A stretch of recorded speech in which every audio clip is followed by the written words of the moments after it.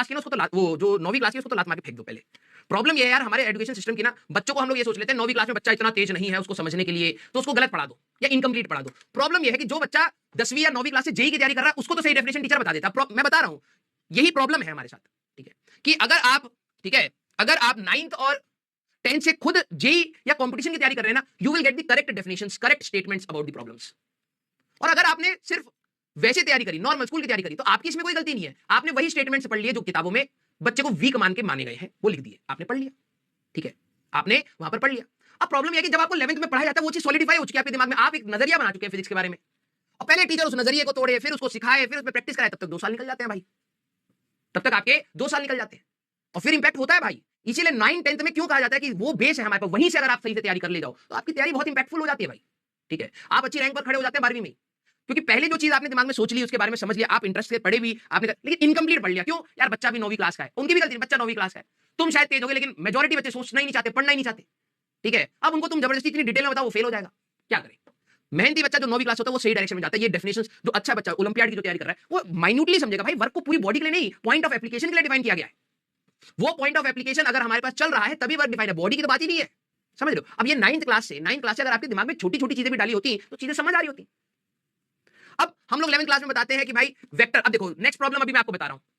ठीक है, नहीं बेटा आपका कोरोना का इशू नहीं है, ये एजुकेशन सिस्टम का फ्लॉ है हमारा। ठीक है, अभी बोलना नीचे, लेकिन रियलिटी यही है, जब तुम इंजीनियरिंग में जाओगे ना, सही बता रहा हूं, इंडियन एजुकेशन सिस्टम का ये क्या बोलूं, इंजीनियरिंग में अभी भी वही चीजें पढ़ाई जा रही जो 20 साल पहले पढ़ाई जा रही थी, और ये न्यू एजुकेशन पॉलिसी आना बहुत जरूरी हो गया हमारे लिए।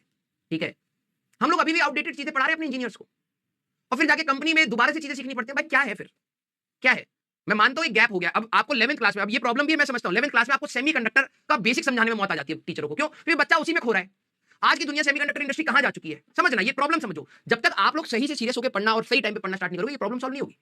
12th क्लास में सेमीकंडक्टर में बच्चों को मौत आती है, इलेक्ट्रॉन इधर कूद गया, होल इधर होगी, मोबिलिटी ये वो प्लान ठिकाना, दिमाग की नहीं होती है। अब आप इंजीनियरिंग में जाओगे, आपको सीधे वो प्रेजेंट डे की साइंस कैसे समझा देंगे, आपको बेसिक्स ही पढ़ाना पड़ेगा, और उनका बेसिक वहीं से चल रहा है। जब सन 1980 में इलेक्ट्रॉनिक रेवोल्यूशन आया था, कंप्यूटर बनाने स्टार्ट हुए थे, आईसीस क्या थी, वही पढ़ा रहे हैं अभी भी, 30-40 साल हो गए। तो आप लोगों को सबसे पहले एक ओपन माइंडसेट रखना पड़ेगा, अपनी स्टेटमेंट्स को ध्यान से सुनना पड़ेगा। अब कई बच्चे, सर वेक्टर क्वांटिटी तो नेगेटिव हो सकती है, हाँ सर नेगेटिव डायरेक्शन बताती है, अपने आप अज्यूम कर लेते हैं स्केलर नेगेटिव नहीं होता है, सर मास नेगेटिव नहीं होता है, टाइम नेगेटिव नहीं होता है, लेंथ नेगेटिव नहीं होता है, हाँ तो सर स्केलर नेगेटिव नहीं होते। अब ये स्टेटमेंट खुद से बना ली, भाई वर्क नेगेटिव हो सकता है।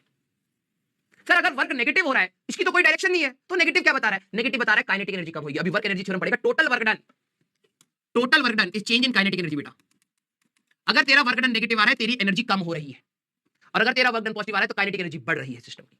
इनका भी मतलब है, आप इसको वेक्टर से रिलेट करके अपने दिमाग में कीचड़ बना लेते हैं, और फिर टीचर उसको साफ करता रहता है।